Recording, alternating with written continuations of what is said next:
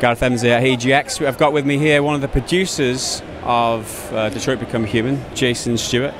Hi. How's it going? It's going well, it's going really well, as you can see. Big queues. Yeah, Lots of people coming off the demo, really enthused by the game, really looking forward to it, really excited. The tension coming through on the demo, the kind of demo is, yeah, it's brilliant. I mean, I had a hands-on with it a couple of days ago. It was really awesome. And there's a big queue here today, so it's obviously very popular. Can you tell us about the game itself? So Detroit is a neo-noir thriller set in the real city of Detroit in 2038, where androids are commonplace. They're everywhere, basically. They walk and talk and look like humans. They're only identified by the neon circlet on the temple. And they basically perform all the roles that humans used to do, all the menial tasks, all the labour, all the maintenance work, the carers, stuff like this. And the effect of that is that unemployment in Detroit is at an all-time high, almost 40%. There's a little bit of tension in the working classes towards the androids. You play three main characters.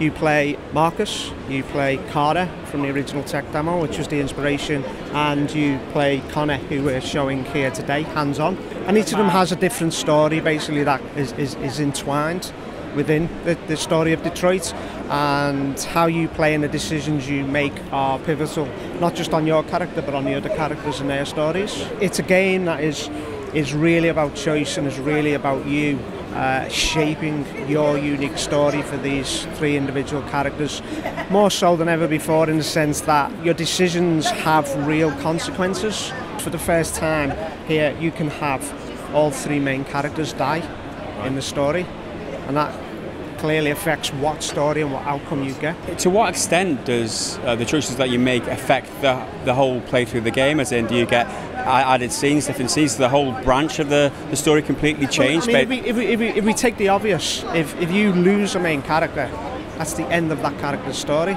So the rest of the story continues without that character being involved. So you can get an idea how different that changes up the story for the other characters, especially since their stories cross over. If you have all three characters alive through the whole of the story, you're going to see more scenes, more branching. If you lose characters earlier on, that shortens that playthrough experience. But you know, these games are all about replayability. We advise you to play that kind of vanilla experience. We advise you to play it pure and just get your experience. And then we say, play it again and experience how different it could be the next time, second time or the third time along. So the experience I had with the demo yesterday, I was told that there was 6 possible endings that we've found. I don't want to give you, well, 6 have been found so demo. far. Yeah. But So is that indicative of every scene in the game? Every scene is different. This is just an isolated scene, a hostage situation. So we have variations on how this could pan out, just like you would do in real life.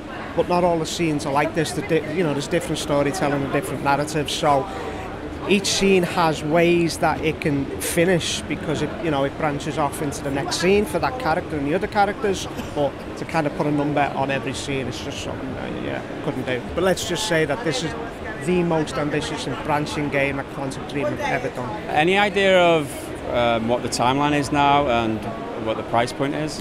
We've got no release date at the moment, but we will be updating soon on that. This is basically the most ambitious game Quantic have done in both storytelling, branching narrative, and choice versus consequence. That's probably the key point to take away. Visuals with Quantic Dream games, never in doubt, always top end. It will be running in full 4K on the Pro HDR. Just on that, I hear there's a new engine made for this. So it's a new custom engine, full mocap performance, capture, facial performance, crowd control. Top new engine specifically for PlayStation 4 and Detroit Become Human. And that really comes across in the textures on the skin textures. Looks stunning.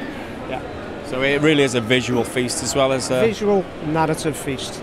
Awesome. Well, that's a great summation of the game. Thanks very much for joining me today. Cheers. Thank you.